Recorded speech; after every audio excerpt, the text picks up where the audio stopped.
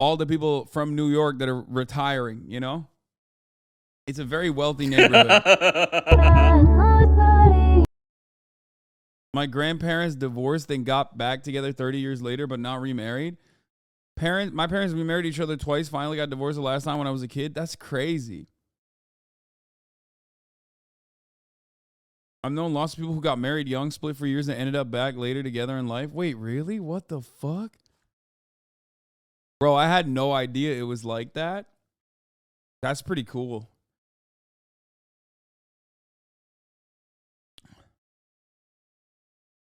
We all have our unique upbringings. I mean, dude, it's kind of sick. Like, that's a cool story. But yeah, it doesn't matter because he grew up in Boca Raton. So, you know, you can't unfuck that. You know what I mean? Like, it's over. An instance where he was stabbed in his sleep by a mentally unwell relative at the age of 12. When I was like 12 years old, I got stabbed by a knife. So in my sleep by a family relative who was like mentally like unstable. I just gasped like 3 times in a row. Having to be rushed to the hospital in the dead of night to get 9 stitches made him numb to traumatic events as he grew older, according to him. When that happened to me, I went through it for like a week. I don't know what it was. I became numb and kind of like emotionless to traumatic shit. It's crazy. I could just put it like behind me. Like, you know, picture like you're jumping over like a hurdle. It's like a hurdle. I'll just jump over that motherfucker. Like, I'm not really letting that shit get to me. Throughout the chaos, Adin took an affinity to gaming as a kid. Anyone around Adin's age, including myself, can attest to the fact that titles like Halo, Call of Duty, and GTA really helped shape a lot of childhoods at the time. It was like 2008.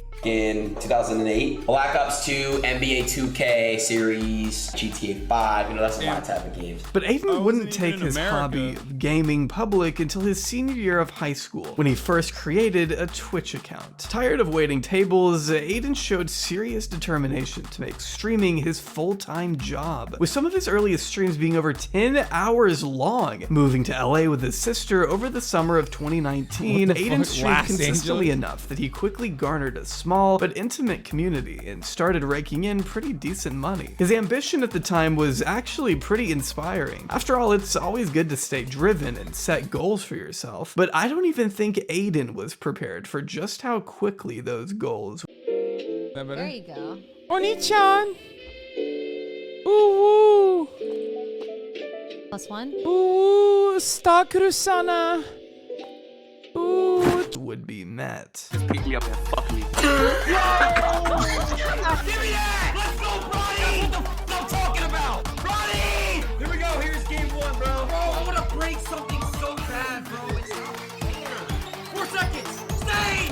This game is ass, bro. NBA 2K was Adin's first gateway into mainstream recognition. Not just it was Bronny, because he like linked up with LeBron's son and he became besties with him. And then, yeah, that's like the biggest LeBron L, honestly. That's probably the only one. In a career filled with like incredible shit, he basically led to like Adin Ross's popularity by, I don't know, not sheltering his son a little bit better from outside influences like Adin Ross. I'm just joking, but you know, LeBron can do no wrong. Let's be fucking real. I love him. If I ever saw him in the real world, I would probably perish. But because it was one of the primary games he streamed, but because the people he met playing it proves to be pretty instrumental in Adin's early career. For example, maybe you've heard of this guy, LeBron James. Yeah, well, Adin became pretty good friends with his son, Bronny, by playing 2K. Actually getting the chance to meet LeBron himself on stream at the beginning of 2020 in a particularly viral moment. What's good, bro? It's LeBron? He said, is this LeBron? Yo, gigantic fan. I love you. Nah, that's all respect, man. I appreciate it, man. And look, showing love and respect to me and my son. Nice meeting you, man. Hey, nice meeting you. Keep it going, all right? Yeah, all right, bro. Because LeBron is LeBron, this interaction gave Adin his first taste of media buzz. Putting his name in front of more people ended up doubling his audience as he began streaming in front of thousands of more eyes. it's like, you wish that was you 100%. That's the only thing I would ever be jealous of. Like, I am jealous of nothing, okay? I'm very happy in my life. I'm very confident. I think I am a very fortunate person. But yes, it would be so sick to meet LeBron. I mean, come on. You're a man being able to admit you're jealous? Oh, yeah, dude. Are you kidding me? Oh, my God. It would be so sick. I would cry. I would probably have tears. I would have tears. It's LeBron. Are you kidding me? He's the GOAT. He's literally the fucking GOAT. Anyway, let's continue. Of course, it was nothing compared to the behemoth his audience would become shortly after, but blowing up to that extent would call for a fresh form of content, something that could captivate a more generic audience outside of his insular community of gamers. Take you to the Coliseum, you go watch me fight some lions or something, you know what I'm saying? Something slight. What the Dating shows have been a longtime staple in American media and will most likely continue. Not even a top 5 player, dude. Top 1 at playing with your mother's heart. Take 30 minutes off, dude. I'm done. The disrespect of this fucking GOAT does not deserve, dude. That is so insane. That is so delusional, dude. Literally, you know what GOAT means? Greatest of all time. Okay, not greatest of all today. Of all time. Okay. Continue to garner mass attention by taking on different forms. Adin must have understood what bringing women on stream could have done for his brand, so he began hosting live e-dates through Discord, where crusty boys could compete for a date with whichever woman was unlucky enough to be featured that day. This naturally resulted in some incredible non-stream moments that I can only describe by showing you. Dude, let me see that you have game, bro. Come on, let me see you got game. Oh god. Oh my god. What the f is this? Yeah, this shows where Riz goes to die, but it made him an even more talked about figure among the LA crowd. Being invited to do a hot tub stream with Corinna Kampf that got him to trend on Twitter around the time he was seen partying with the likes of FaZe Clan and somehow even Cactus Jack. After an incredibly successful streak in 2020, Adin was riding high on the prospect of what the future could hold for the new upcoming year. Both of those motherfuckers in that photo need to check him, okay? Both Brother Banks and also Big Mike. Everybody that says social climber literally doesn't understand that, like, this is, like, what is he supposed to do? Like, of course, first of all, it's a mutually beneficial relationship in that regard because they saw something in him that was uniquely creative. And at the time when, like, FaZe was helping him out, Brother Banks was helping him out, he was already popping off. And secondly, that's how this industry is. That's how most industries are. Like, that's how you become a big creator. Okay? What do you mean? There are 2 ways to do this. I talk about it all the time. Either through positive relationships that you develop with content creators that are larger than you and around the same size or smaller than you, or by being like a fucking clown ass who's like constantly antagonistic to every single person. And the second one sucks. The second part is what a lot of people try and do and fail after a long time. You can say, okay, capitalist, but like what? This is what I don't get. You know what I saw? I saw a fucking clip. I saw a tweet. I think it was like a YRG updates account or something. You know what I mean? It was like a Rage Updates account. Posted a Rage quote saying like, I'm not going anywhere else. I'm not going to any other platform unless they pay me. Right? Like, he responded to a viewer or something saying, he might have deleted it at this point, but that's basically what he said, right? And I looked at the comments and someone was like, dude, these guys don't care about you. They would sell you. They would sell you for the bag or whatever the fuck, right? Like, they would sell you down the line for the bag or whatever. And no, his audience was like pretty receptive and pretty understanding. He was like, why wouldn't he make money doing this? Like, why would he sell himself short? Which is really interesting to think about because like that guy's not thinking about it from like a labor perspective at all, right? That guy's not thinking about it from a labor perspective at all.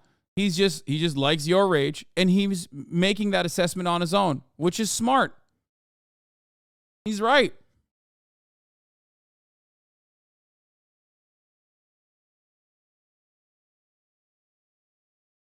it's so fundamentally flawed that people just think that like knowing your worth or recognizing that the value that you offer and having at least like some level of leverage to be able to ensure that your demands are met is considered like capitalist. Like any kind of positive association with like earning your getting back more of your value that you've generated is considered capitalist when it's like fundamentally a socialist principle. But I digress. That's unrelated to what I was talking about.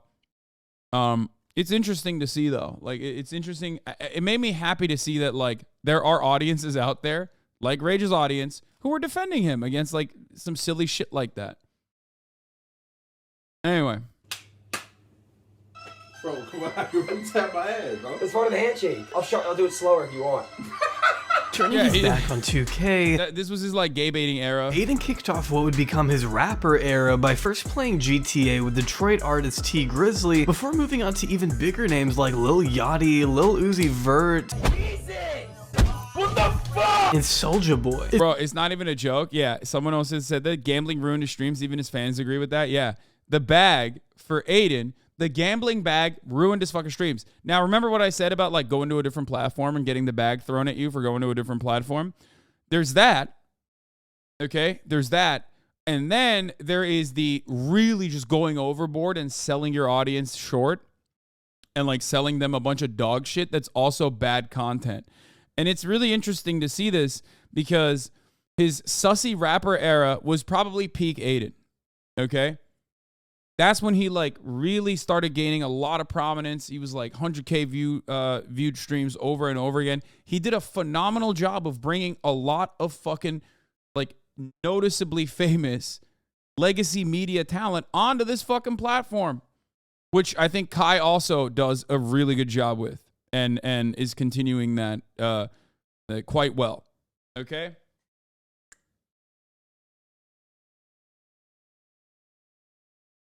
That was great. You do it well too? No, I don't do it well. What are you fucking kidding me?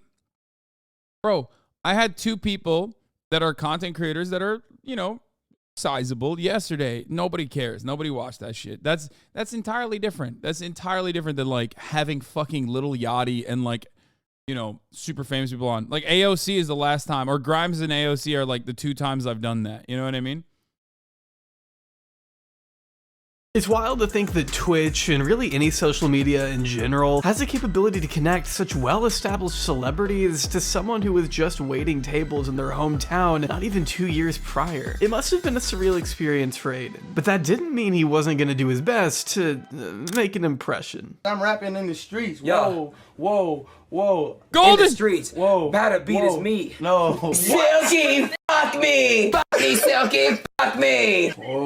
So they want to know how big is your dick? Whoa. Yeah, Adin was a big fan of acting sus around people he just met. Adin had cultivated an audience of teens, predominantly boys, who were drawn to that specific kind of humor. Adin himself... I never thought that Adin Ross's like homophobic sus moments was actually noticeably better than what he would become. Like, think about that. Like, what he ended up evolving, or rather devolving into, is so bad that like his sus shit is like nothing in comparison. Especially if he like followed that up by being like, I'm confident in my sexuality, which he wasn't. I'm not saying he ever did that. But like, you know what I mean? Like, that kind of shit you could actually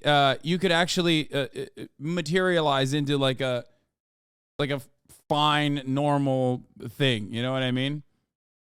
Especially because like most of the time, the cis gays are not going to be like that upset about it anyway. But ultimately he was doing it from the other side regardless. And it was like a lol, look at the gays. You know what I mean? He was doing that type of shit. And it doesn't matter because it still devolved into something so much worse. Himself has always embraced the persona of an Prime account to your Twitch account. Because a lot that was happening. So trigger warning for everybody. I think we're done with the strike coverage. We've done enough.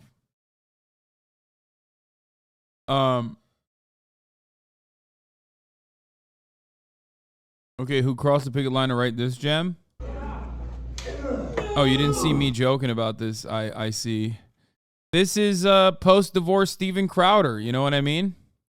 Also, I delivered an insane fucking ratio to Mr. Andrew Tate here, who is in a home prison, in a prison of his mind nonetheless, but also currently at home prison, where he said Lazan is a grown-ass man. It's a grown-ass man currently under house arrest for sex trafficking investigation, by the way. 42,000 likes to his measly 6,000, so that was chill. What is this? Trump will be back on CNN next week.